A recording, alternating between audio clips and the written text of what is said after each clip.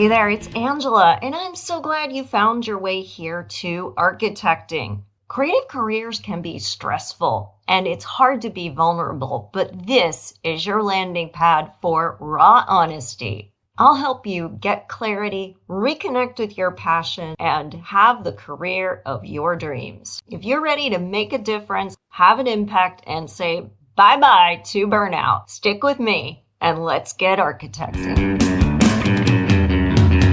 Hey Bright Lights, welcome to Architecting. My name is Angela Mazzi and I help creatives who are feeling stuck in overwhelm, stress, and burnout get clarity so they can have success on their own terms. And if that sounds like you have found your people. We are here for you in this community. I do a podcast as well as have a website with books and classes and other offerings on it, and a YouTube channel loaded up with resources to help you. So I hope you will check all of that out. Can I just say how excited I am that one of my favorite groups, The Killers, has a new song out called Bright Lights.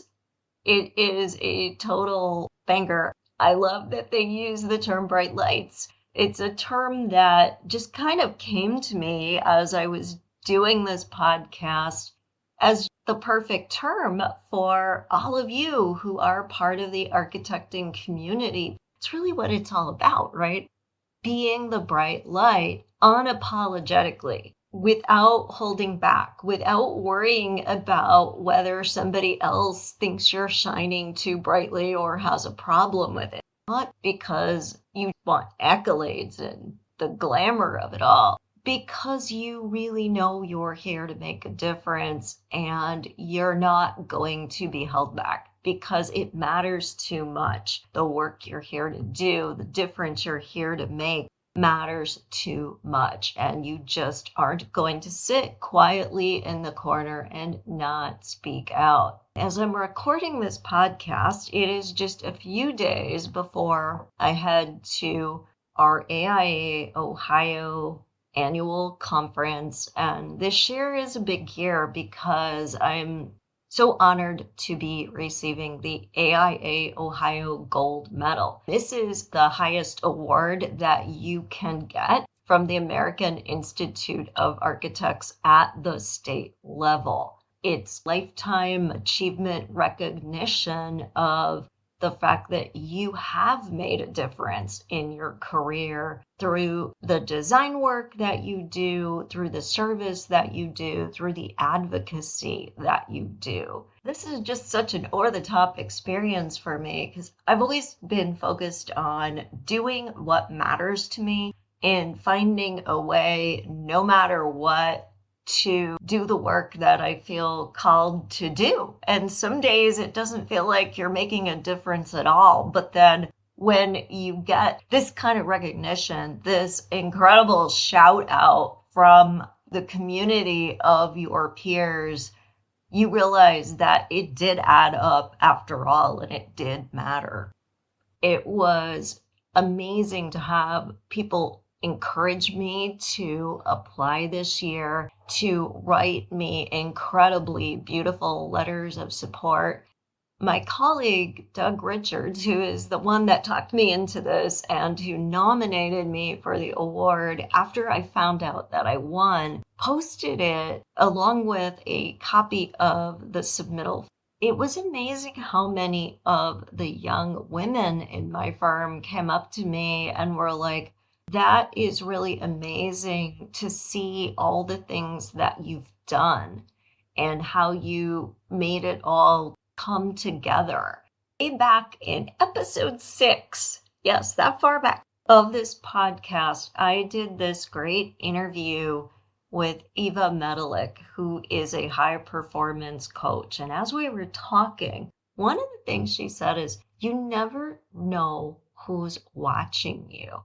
I believe that's why we have to be the bright light, because we don't know whose path we're also helping to illuminate. Go through your life living it to the fullest.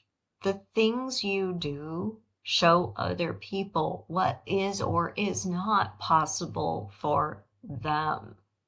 There's that saying, we reach for the highest branch we can see.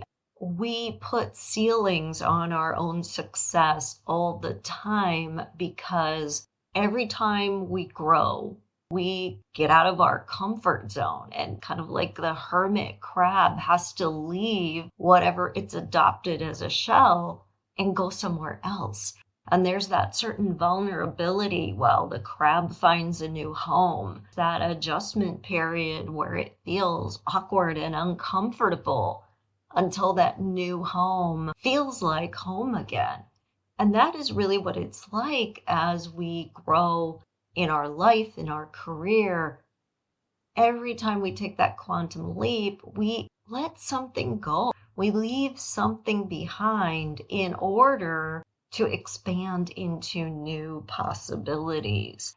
It's exciting, but it's also uncomfortable. I've spent some time, the last few episodes, we had the Power of the Genius group, all about surrounding yourself with people who are one step ahead of you, who are going to encourage you and help you see how you can, not why you shouldn't. But also the last episode where I really was exploring whether you were an accomplice to the obstacles that are being thrown in front of you every day that make it harder to be successful because you're buying into a bad actor. You're letting your own limiting beliefs be challenged. I want you to try something right now. Think about an opportunity that you have or a big dream you have, and imagine that tomorrow that could be yours. And I want you to really tune into how it feels in your body when you say yes to something new.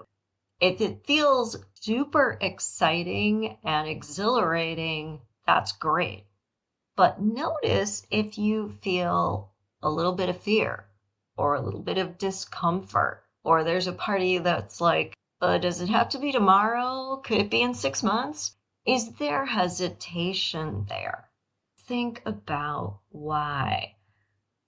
I found this great quote posted by Vex King on Instagram where he says, normalize standing in awe of possibility instead of fear of uncertainty. Normalize it. Imagine what it would be like if the possibilities were what you expected to happen. And the awe of, I could do that. I could make that difference. It could be that much fun. I could have that much success. Because the answer to all of those questions is absolutely yes. The only reason you are not there yet is because you are more comfortable with the fear of uncertainty. And the fear of uncertainty of what you might lose is so much greater than the anticipation of what you can gain that it's easier to stay where you are, even if, like many people I know, you aren't loving what you do every day. Even if you feel like you're always under crippling amounts of stress, even if you feel like you never have time for self-care or doing things you love, when will it be painful enough that you're willing to make a change? If you're willing to think about the possibility of exploring this, I want to invite you to a coaching clinic that I am putting on. This is the first time I'm offering something like this. My intention with these is that they're free so that you really can feel comfortable getting outside your comfort zone because you've got nothing to lose. It's free. And to coach you through in that 1 hour a quality of life issue, because I really take a stand here at Architecting in this community for the concept of stressless success. It's what my signature digital course is titled. And it is a theme that you'll hear me go back to over and over again. And what it really means is being your best self, doing what you were called to do, but on your own terms, without being stressed out, burned out, and overwhelmed. This very first coaching clinic is going to focus on your most valuable resource, and that is your time. We're going to look at ways to get more from your daily 24. All of us have the same number of hours in the day. So why is it that some people can feel like they accomplish so much and have so much success and seem to be living the dream, and you aren't? We're going to talk about that. We're going to talk about really easy ways to flip that switch from just surviving, slogging through, to really thriving. Because once you do that, you open yourself up to all of these possibilities and you feel comfortable saying yes. You're not standing there going, this is new, this is different, and I'm afraid of it, so maybe I'll turn it down. Let every reason in the world stop me. Instead, you will say, that's exciting. I want to step into that. We can fool ourselves a lot of the time. We think, well, of course, I want to step into opportunity. And part of what I'm going to show you are the sneaky ways you might be holding yourself back without even realizing it. Kind of like the stepmother in the Cinderella story who told Cinderella she could go to the ball, but that put all of these conditions on her being able to go. She had to get all of these different chores done. Cinderella worked really hard and she did it. And then the stepmother moved the goalposts and added more chores. And of course, she never wanted Cinderella to go to the ball. So she was just looking to constantly throw obstacles in her way so that it would feel like Cinderella couldn't earn it, as opposed to was being held back from it. I've always loved using that story as an example because we are our own wicked stepmother. We do this to ourselves all the time. There's a part of us, our true self, that is just as hopeful as Cinderella getting that ball invitation, going, oh, I want to go. And then all of the doubts and fears go, oh, you can't go because. What will happen if you don't do this, or this?